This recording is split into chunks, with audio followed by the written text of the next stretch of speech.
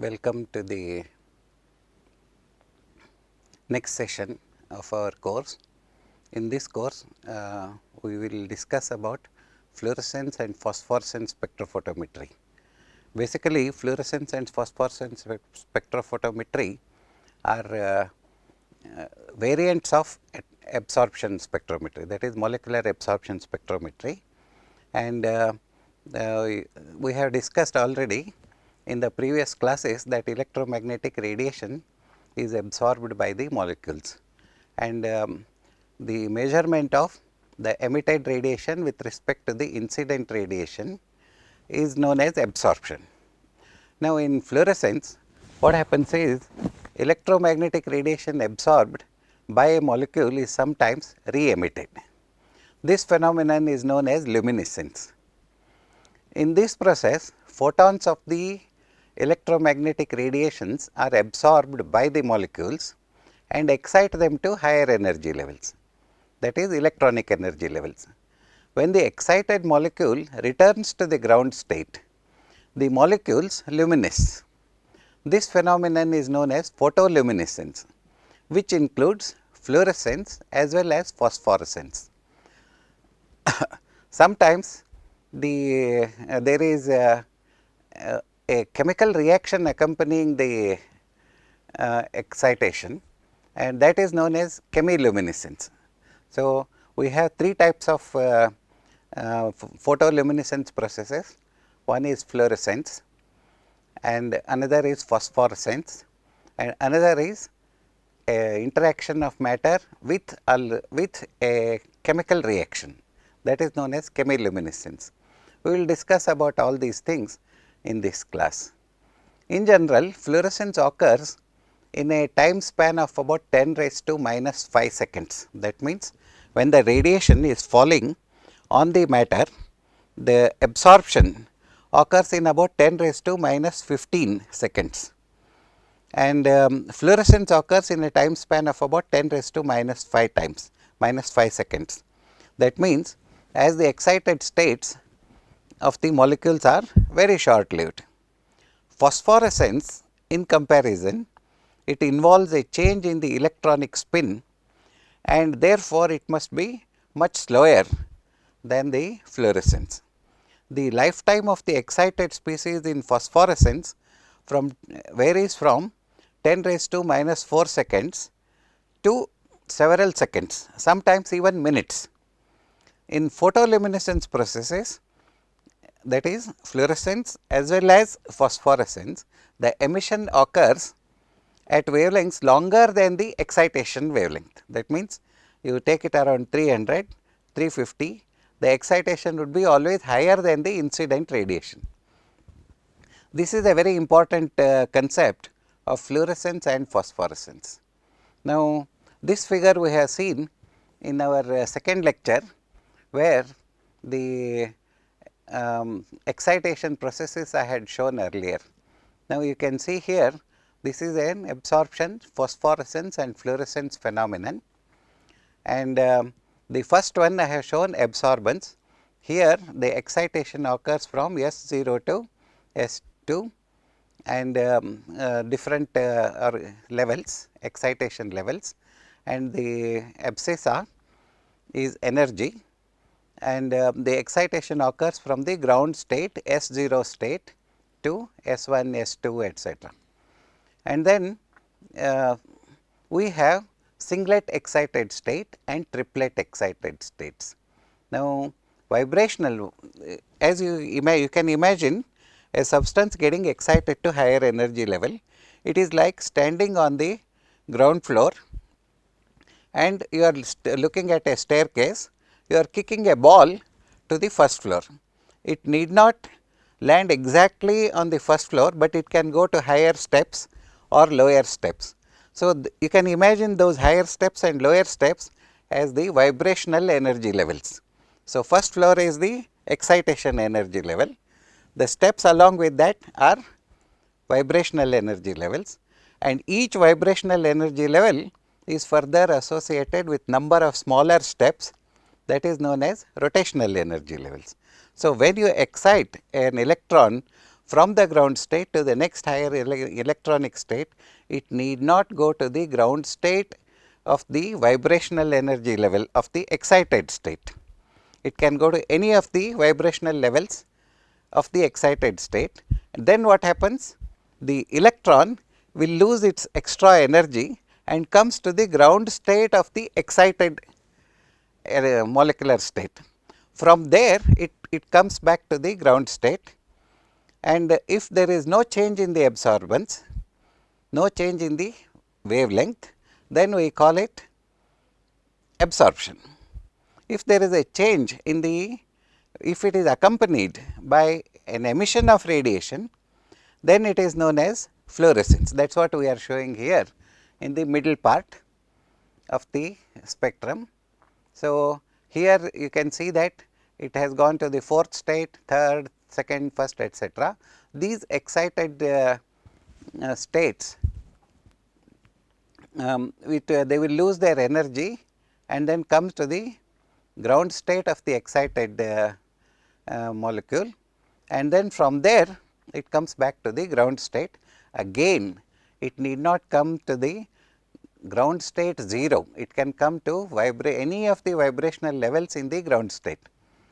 And then sometimes what happens is there is another metastable state, that is known as, so the electron from excited state S1, it will come to T2, that is slightly lower than the molecular excited state. So, it crosses over, there it stabilizes. So, from there again it is usual desorption and emitted by radiation, and this is known as phosphorescence.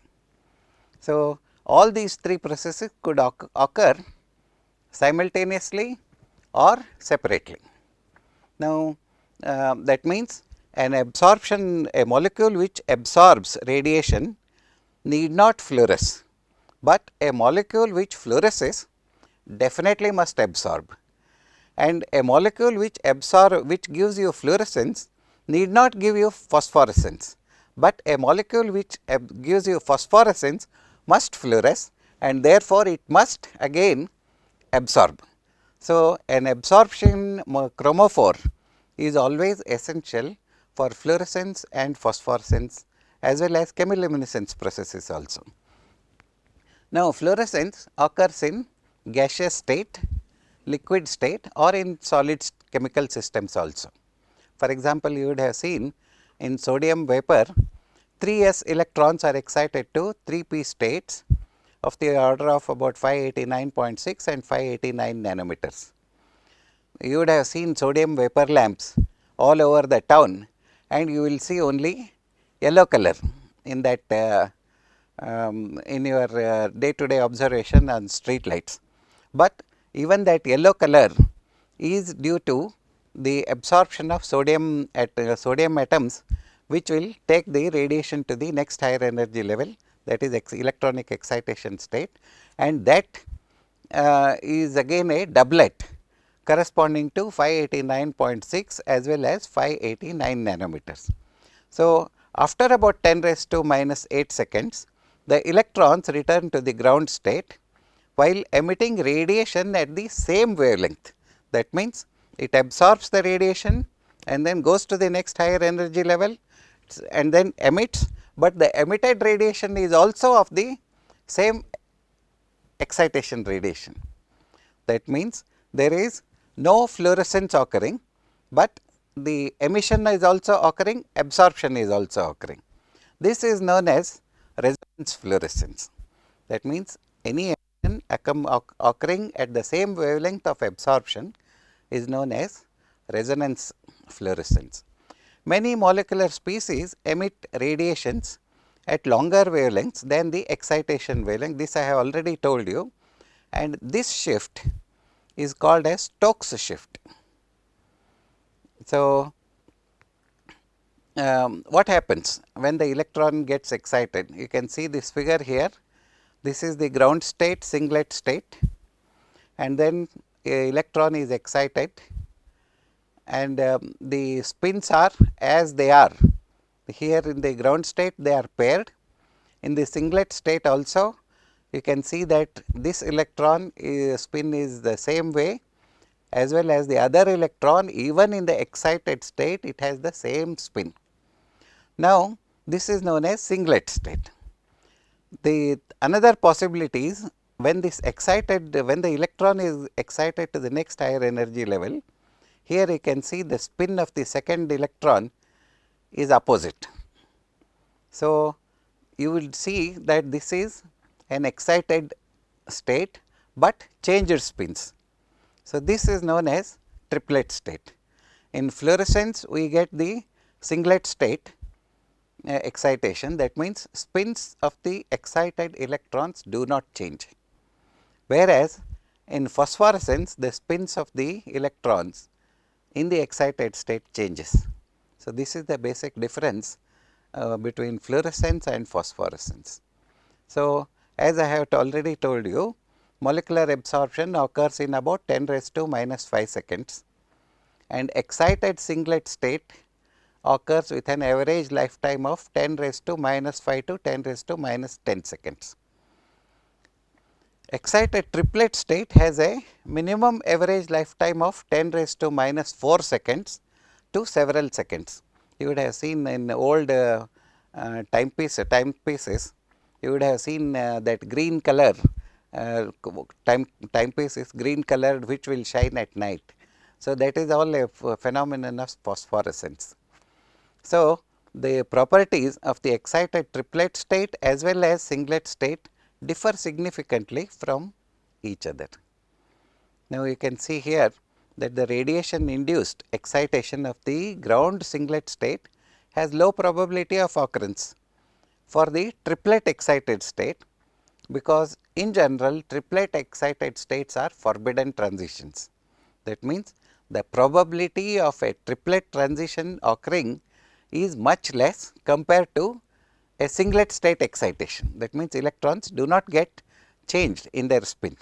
Therefore, when both processes occur in the same molecule, phosphorescence wavelength should be much longer than the fluorescence wavelength.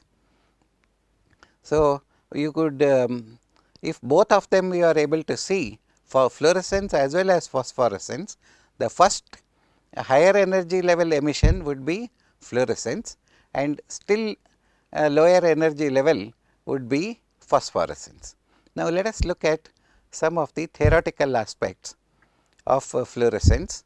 An excited molecule can also return to its ground state by several other radiationless processes, such as vibrational relaxation. It can, as I have told you, that it could go to any of the higher energy state in the vibrational levels, and it will lose its energy, and then again it will fall back, and then it can go for internal conversion and then external conversion, another possibility. Then there is intersystem crossing, and of course, phosphorescence.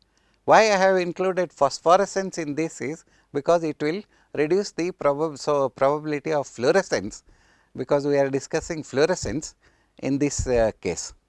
So, phosphorescence would be would act as a deterrent for fluorescence, and fluorescence would act as a deterrent for phosphorescence. So, we have to consider both these aspects. In general, what we see is in fluorescence emission, transition always occurs from the lowest vibrational level of an excited electronic state. However, during molecular excitation, a molecule may be promoted to any of the vibrational states. Excess energy than the lowest state would be lost, and how this energy would be lost? It has to be by interaction with the solvent molecules.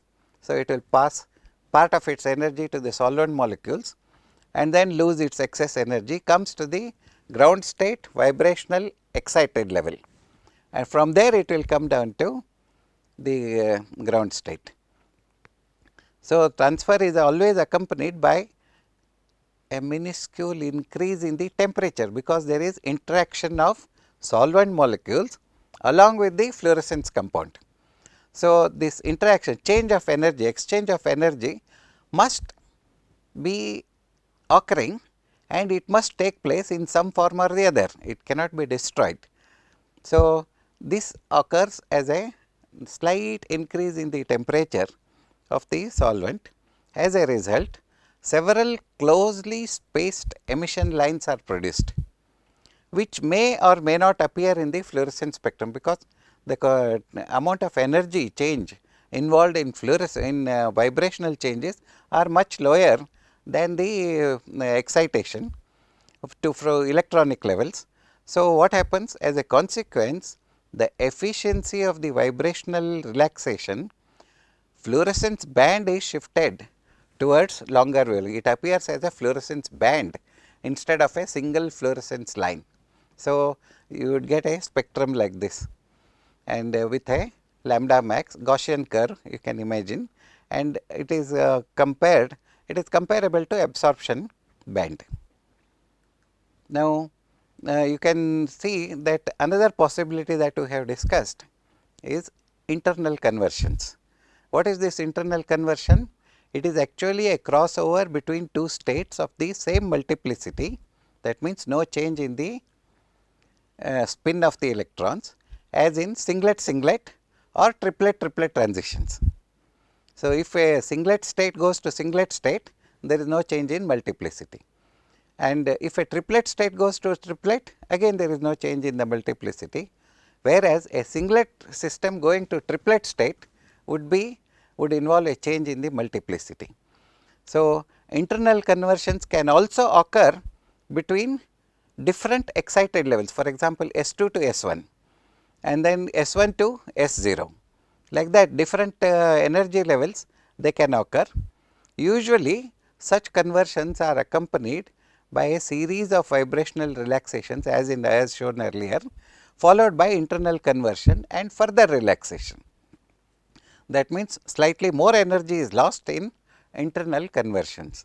Therefore, whatever the excitation wavelength, fluorescence always occurs at the same wavelength, that is longer wavelengths. Now, here you can see the excitation and emission spectra of quinine. So, you can see that there is a relative intensity is plotted versus wavelength, and you are able to see the figure now. So, this figure excitation, there is one at 250 and there is one more around 310 or something, and another is around 360. This is excitation spectrum. That means, if you take a quinine substance, pass the radiation around this wavelength containing these lambda max, then it will start fluorescing. It will appear different color. Here I am showing you a figure like this. This is rhodamine 6G. You can see that the color is somewhat reddish, and this is very common. What I would like to show you is, if you measure the light somewhere here,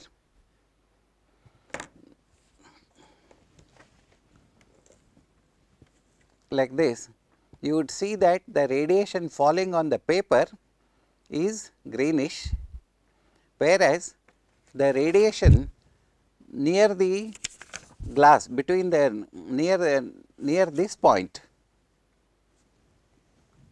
between this light as well as the substance, is somewhat pinkish. So, this is actually a phenomenon of fluorescence. See, the substance is the radiation that is falling on the sample is generating pink fluorescence, whereas what is being transmitted is blue. So, the difference, this is one is excitation, another is emission wavelength. So, naturally the substance would be looking pinkish, but when the radiation is passing through, what comes out is a bluish light. Obviously, bluish light has got a longer wavelength, and that is fluorescence. Similar phenomenon occurs here in the quinine. If we go for this excitation, you would see a color emitted color having a lambda max of 450. That means, you are not seeing any of these absorption peaks, excitation peaks, and even though you are producing this radiation, what comes out is only this wavelength. You can see that this has got a longer wavelength. What you have supplied is 210, 250 and then 350. What is coming out is a spectrum with about 450 to 460 nanometers. This is emission spectrum. So, internal conversion sometimes also results in pre-dissociation. That means, the substance may dissociate and fluorescence will come down.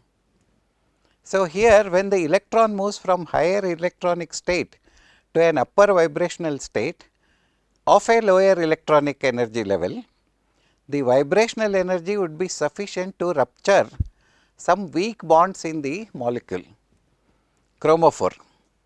So, dissociation processes, obviously, if they will reduce the fluorescence intensity.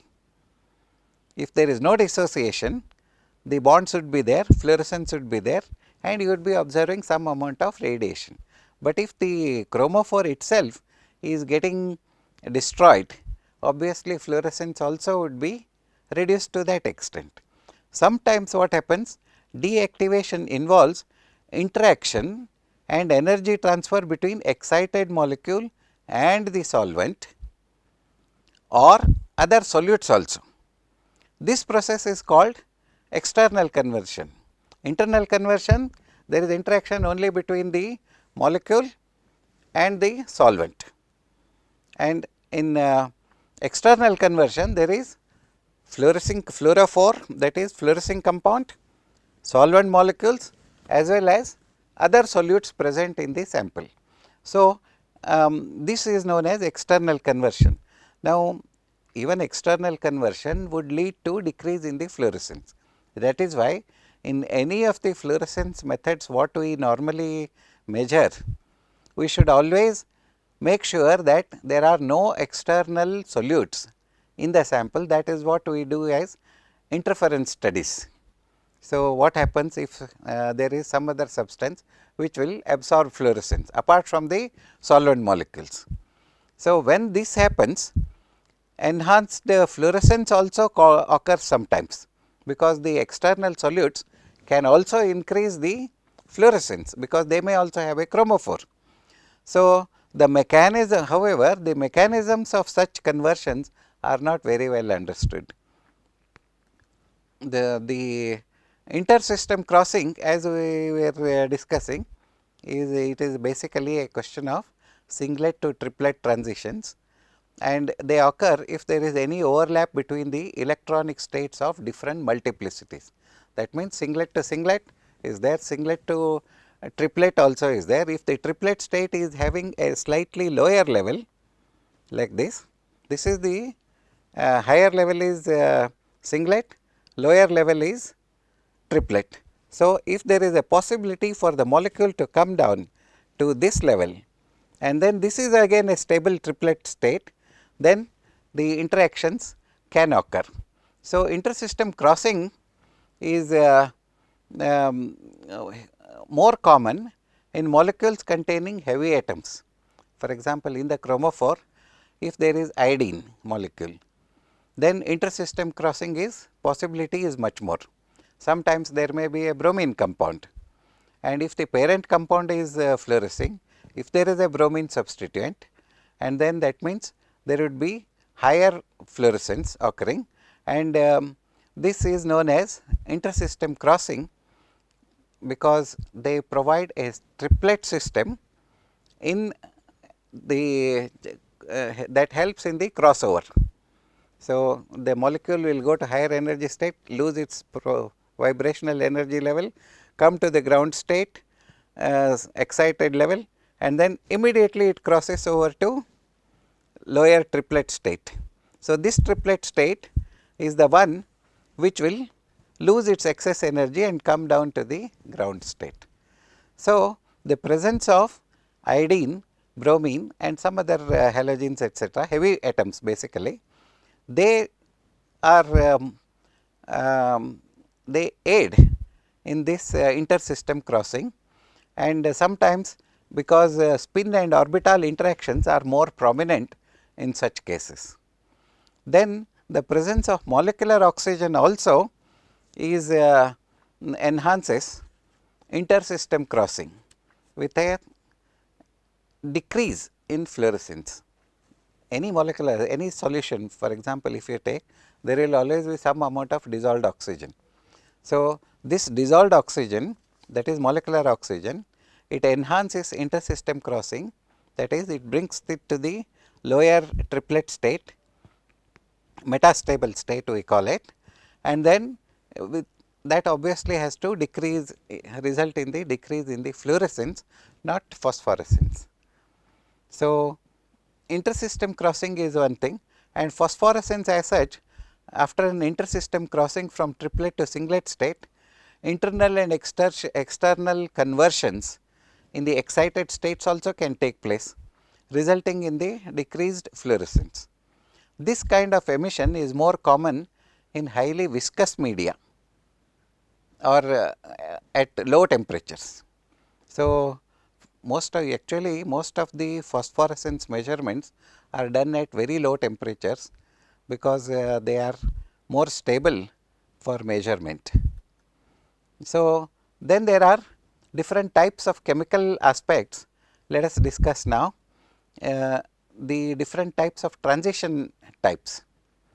Now, what happens? Look at fluorescence. Fluorescence rarely occurs from electromagnetic radiation of very low wavelengths. For example, less than 250 nanometer wavelength does not result in excitation. Why?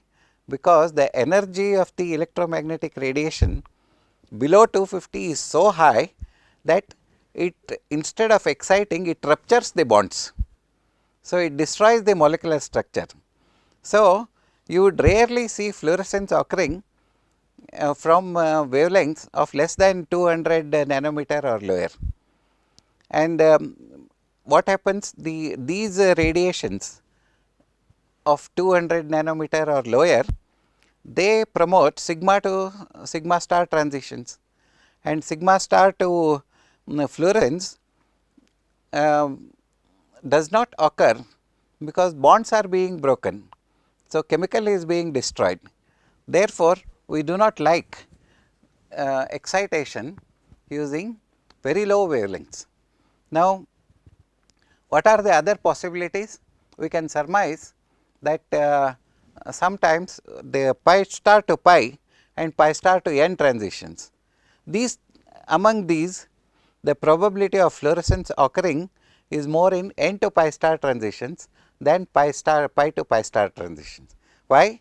Again, because pi to pi star transitions are having higher energy, which again can destroy part of the chromophore or fluorophore.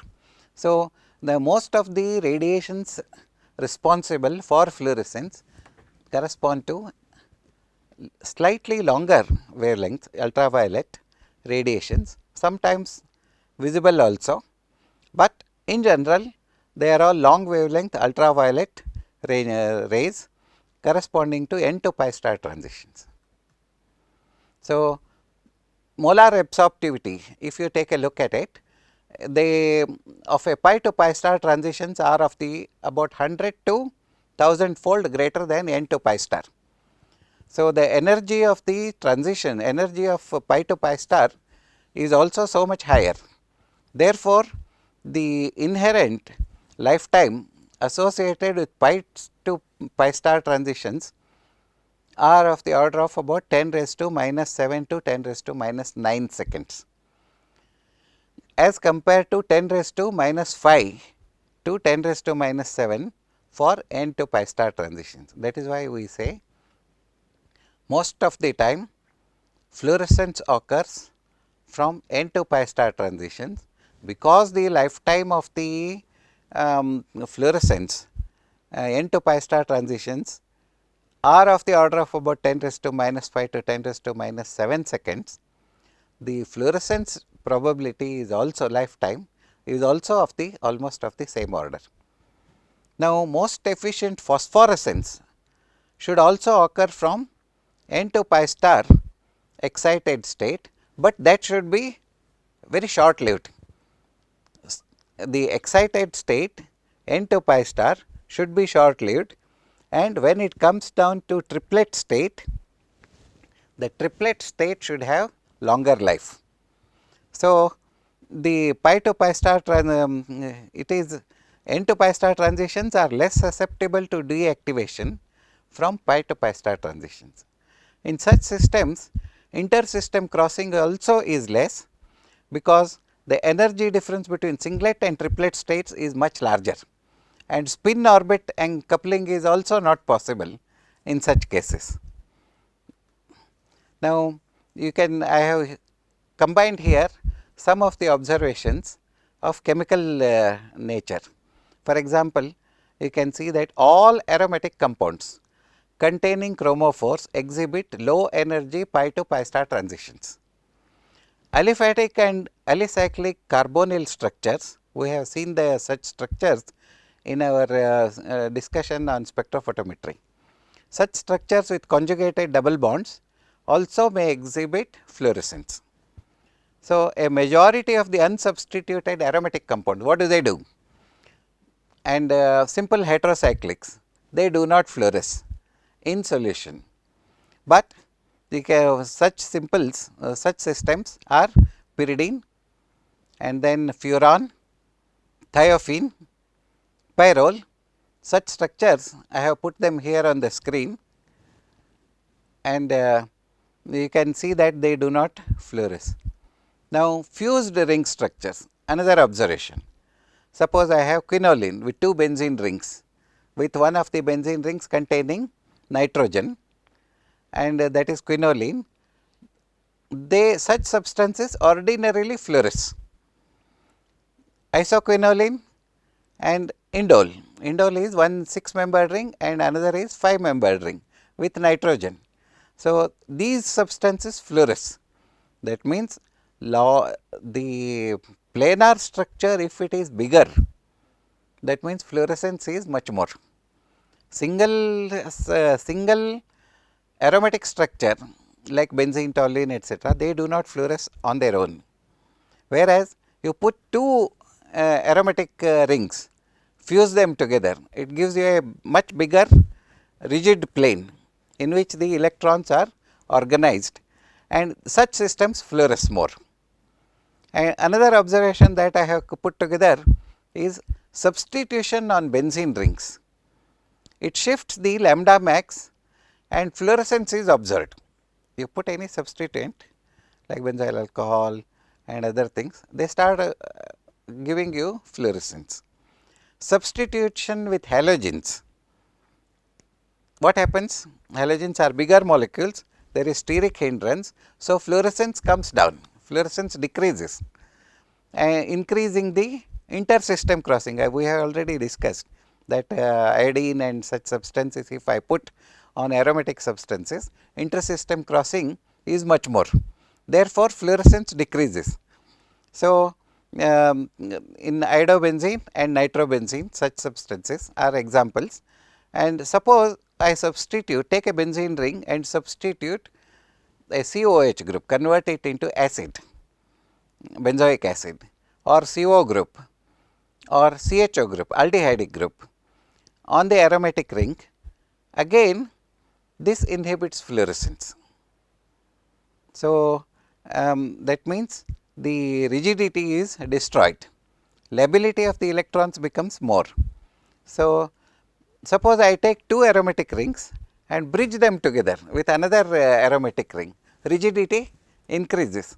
If the rigidity increases, according to our observation, 2 fused benzene rings, benzene and quinoline, 2 fused rings with benzene and pyridine, that is quinoline, that gives you fluorescence. Suppose I bring one more ring, I make the substance more rigid, and such rigid compounds will give you enhanced fluorescence.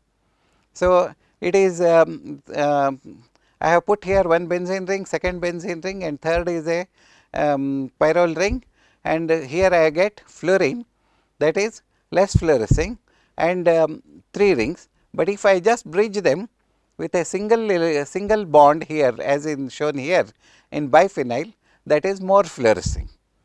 So, the rigidity of the molecule is also a very important concept in fluorescence. Therefore, whenever we want to find out a fluorescence reagent for a substance, we should always look for many aromatic rings which are joined by bridging, should not have COOH groups, acidic, the CHO, carbon monoxide, CO group, CHO group, etc., but they should rather be bridge compounds.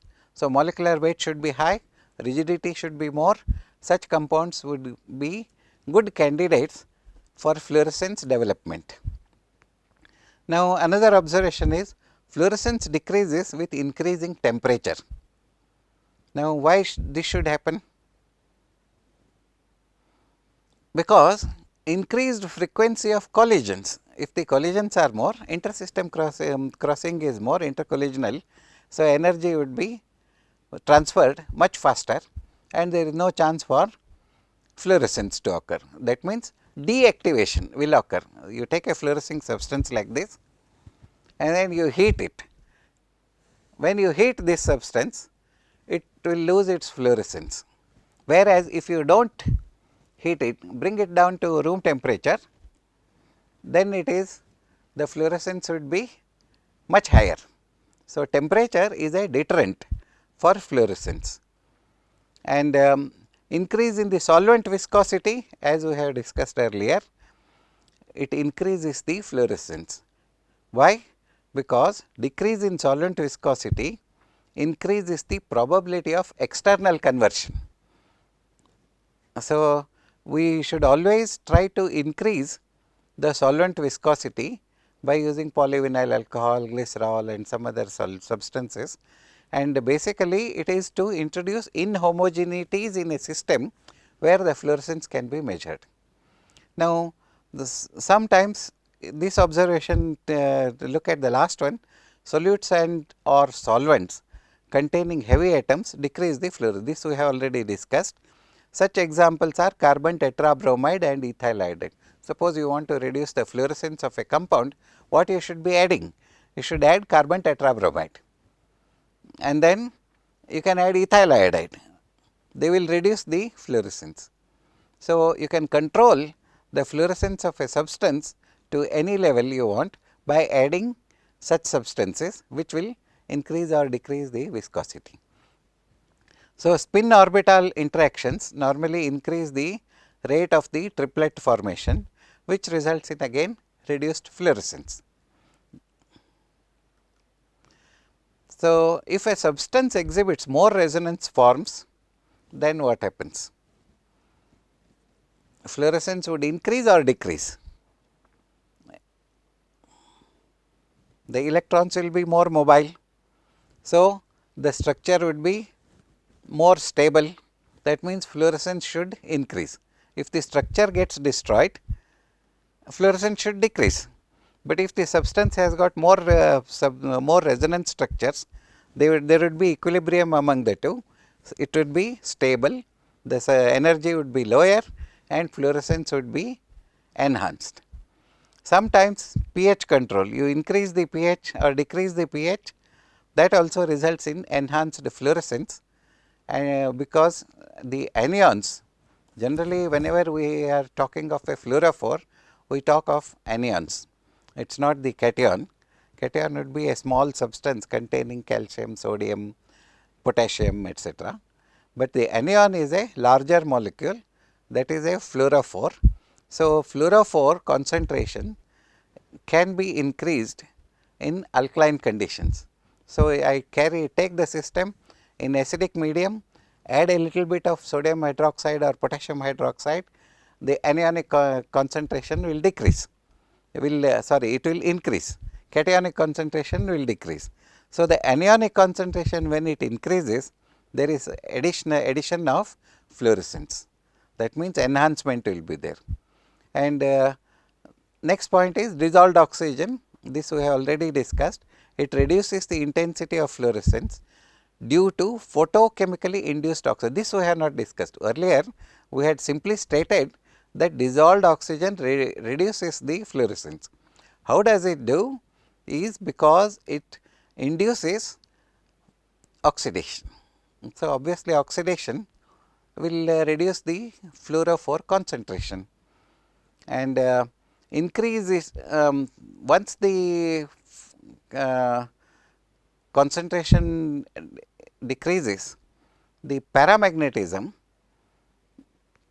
increases and it promotes intersystem crossing, and conversion of excited molecules to triplet state is more. So, oxygen, the mechanism of decrease of fluorescence due to molecular oxygen is always due to the increasing paramagnetism, promotion of intersystem crossing, as well as conversion of the excited molecule to a triplet state. And other paramagnetic substances also, if they are present, they would act likewise, that is, they quench the fluorescence. Now, let us look at some of the theoretical aspects of spectrophotometry fluorescence. Now, you would see that fluorescence in a substance like this would be occurring all over the substance. That means, it would be emitted in all directions. It was just because I put a lamp here and showed you this fluorescence, it does not mean that it is occurring only here, because the initial radiation is coming from this end, and I am able to observe the figure this side, you are able to see it. But suppose I put it here, again it will be occurring at a 360-degree angle. So, the efficiency of fluorescence is an important concept. How do you define the efficiency? By quantum yield or quantum efficiency. So, the quantum efficiency of for fluorescence and or phosphorescence for that matter, we define it as the ratio of the number of molecules in that luminance compared to the total number of excited molecules. How many of the excited molecules luminous compared to total excited molecules. The quantum field phi for a compound is determined by the relative rate constants kx, that I am defining it as kx. So, x will refer to various processes for which the lowest excited singlet state is deactivated, it has to get deactivated. So, we can define it like this: phi is equal to kf, that is formation of the excited species, to the so many other processes where the excited molecule concentration decreases. What are the processes? One is formation, another is this intersystem crossing. Here I put it as Ki, that is the rate of that intersystem crossing, and then external conversion KEC, and then there is pre-dissociation, this also we have discussed, and then KD, that is dissociation. So, all the ratio of all these formation constants compared to all other for formation and dissociation constants will give us the quantum efficiency. So, whenever Ki, KEC, KPD, that is pre-dissociation, and then dissociation, they are minimum. That means, when the denominator is minimum, the numerator is more, that means fluorescence will be more. So, when Ki, KEC, KIC, KPD, KD are almost near 0, this equation reduces to Kf by Kf, that is 1.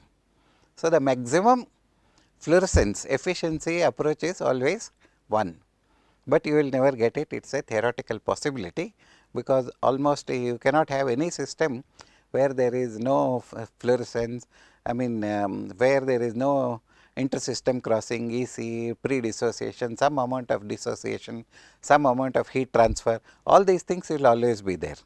So, quantum efficiency for highly fluorescent substances, sometimes such as fluorescein, approaches unity under certain circumstances, but you would never get 100 times change, that is 1 ratio of 1. So, how do you quantify the fluorescence? Whenever you want to develop any analytical method, you must be able to quantify the observed phenomena in terms of the concentration of the substances what you want to measure.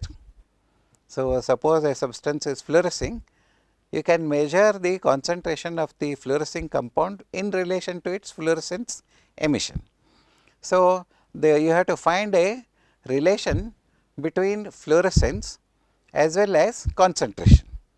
We have done it in spectrophotometry by deriving the Beer-Lambert's law. Now, the relationship between fluorescence power and concentration, we can assume that it follows a relationship similar to Beer-Lambert's law. So, the fluorescent power, we can state it like this, that fluorescent power is proportional to the number of molecules in the excited state, which in turn is proportional to the radiant power absorbed by the sample. The sample has to absorb the radiation, it has to give out fluorescence. The fluorescence that comes out should be is proportional to the number of molecules in the excited state, which is proportional to the radiant power. So, the decrease in the radiant power is what we are looking for, and a relationship with respect to relate it to the concentration. So, we can write Pf is equal to Qf into P0 minus P. What is Pf? Pf is the radiant power of the fluorescence, and Qf is the fluorescence efficiency or quantum yield, and P0 is the radiant power of the incident beam. P is the radiant power emerging from the sample, and P naught minus P, the difference, is the radiant power absorbed by the sample as usual. So, the fluorescence efficiency Qf is defined as the ratio of the number of photons emitted as fluorescence. That is more understandable, because photons can be measured. The whatever is the photon corresponding to emission can be measured. So, we are going to correlate the fluorescence intensity to the photons, and that is measured as fluorescence to the number of photons absorbed. You have a sample, part of allow the radiation to fall on them, part of the photons will be absorbed and part of the photons will be emitted as fluorescence. So, we are going to measure the fluorescence. Now, you can see the power of fluorescence emission is proportional to the radiant power of the excitation beam that is absorbed by the system. So, we can write Pf, that is power of fluorescence, is equal to Qf, that is quantum efficiency, and a constant k double dash, and P naught minus P, that is amount of radiation that is absorbed. So, this you can combine both these constants, fluorescence efficiency as well as second constant, and make it into a single constant k dash. So, Pf is equal to k dash into P naught minus P, that is P naught minus P is the absorbance that is measured, and Pf is the fluorescence. So, what is Beer-Lambert's law? P by P naught is equal to 10 raised to minus epsilon Bc, where epsilon is the molar absorptivity of the fluorescing molecule and B is the path length and C is the concentration. Now, you can see that equation 2 and 3 are almost comparable. The same thing, that Pf, if we express it in the as a ratio, we should always end up with a similar relationship, where epsilon is a constant corresponding to fluorescence intensity now, not the molar absorptivity, as well as path length, and another is concentration. So, we can look for this equation, when we write that equation in this form, f is equal to k dash into p naught into 1 minus 10 to the power of epsilon b c. Now, the 10 raised to minus epsilon b c can be expanded as a series, Maclaurin series. So, if you write it like this, k dash into p naught 1 minus 1 plus 2.303 epsilon b c divided by 1 factorial minus 2.303 epsilon b c by 2 factorial whole square plus 2.303 epsilon b c whole by divided by 3 factorial cube. Like that the series will expand, and once we have this expansion in place, you can see that this 1 and 1 will cancel. What we are left with is k dash p naught 2.303 epsilon b c. If we assume that the squares, if they are less than 1, they keep on decreasing and they will have not much significance in the fluorescence process. That means, we can neglect them and write an expression something like this. If 2.303 is less than 0.05, then we can neglect the other terms and simply write it as 2.303 k dash epsilon b c multiplied by p naught, that is incidental. This is nothing but Beer-Lambert's law. Put all these constants 2.303 k dash and epsilon into another constant, and remaining is epsilon b c. So, this equation indicates a linear relationship of fluorescence with concentration. All other things are constant, so only concentration is varying. So, obviously, if you measure fluorescence with respect to concentration, you should end up with a linear relationship. So, it holds true only if epsilon b c is small. You see, the whole exercise of doing this expression and then expanding it into a Maclaurin series is to make sure that the epsilon b c is small, and so that we can neglect the squares and cubes and higher orders. So, this condition holds true only for very dilute solutions. If the solutions are more concentrated, we cannot apply this rule. So, epsilon b c value should always be lower than 0.05. That is one of the preconditions. That means, fluorescence Beer-Lambert's law, it holds good only for very dilute solution. Fluorescence linearity holds true for very dilute solutions. This is advantageous, because if you want to measure the flow of a river, all you got to do is take a substance like this, fluorescing compound, put it in the river, go downstream, take 2 kilometers, take another sample and measure fluorescence. It will be very dilute anyway. So, this is how the river flows are always monitored by measuring the fluorescence. So, at higher concentrations, what happens? The relationship between fluorescent power and concentration becomes non-linear. That means, it reaches a value of P naught into QF asymptotically, where there is no dependence on concentration. So, fluorescence should not be measured at very high concentrations. So, the detector basically in a spectrophlorimeter receives only a small portion, like what I had shown you here. It is, if the detector is coming like this, if I place a detector on this side near outside near this side, then it will measure only this portion that is coming out, but not that is appearing fluorescence this side and other sides. So, only a small portion of the detector experiences only a small portion of the fluorescence. So, we have to make a correction for that factor also.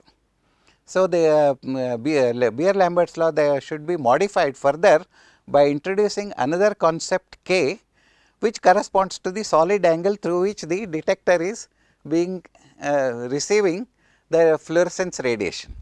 So, the equation becomes slightly much more modified, and the fluorescence emission depending upon the solid angle of the fluorescing radiation incident on that. The efficiency of the detector again depends upon the fluorescence wavelength. So, whatever comes out of the system we measure. So, equation 5 can be written modified into equation 2.303 P0. This is one of our previous constants, incident power, F phi, that is fluorescence, G lambda, that is emission wavelength, and then QF is efficiency, and this has to be put into a linear relationship such as KBC, where K represents the product of all other constants.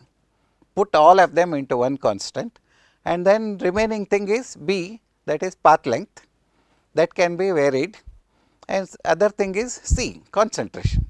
So, path length, so long as you use the same cell like this path length, 1 centimeter path length, if I measure everything in this, the fluorescence should be linear so long as this path length is constant, other instrumental factors remain constant. So, a plot of concentration versus fluorescence intensity would be a straight line at low concentrations. Normally, linearity in fluorescence extends 2 to 3 orders of magnitude compared to spectrophotometry. This is a very nice concept to determine the substances at very low concentrations. That is, if spectrophotometry produces, you are able to determine a substance spectrophotometrically at ppb level, p parts per million level, obviously 3 orders down the line, that means nanogram level of substances can be determined using using fluorescence. Here I am showing you a typical concentration fluorescence curve. Here you can see there is linear relationship over then it will fall off. So, we will this equation has got is interesting from two aspects, but we will continue our discussion in what way it differs from the previous absorbance curves, in what way this figure is much more important as well as it differs from the absorbance. So, two aspects are there, and then we will discuss about what are those two aspects in which fluorescence spectra are different, and then we will discuss about the optics and instrumentation in the next class.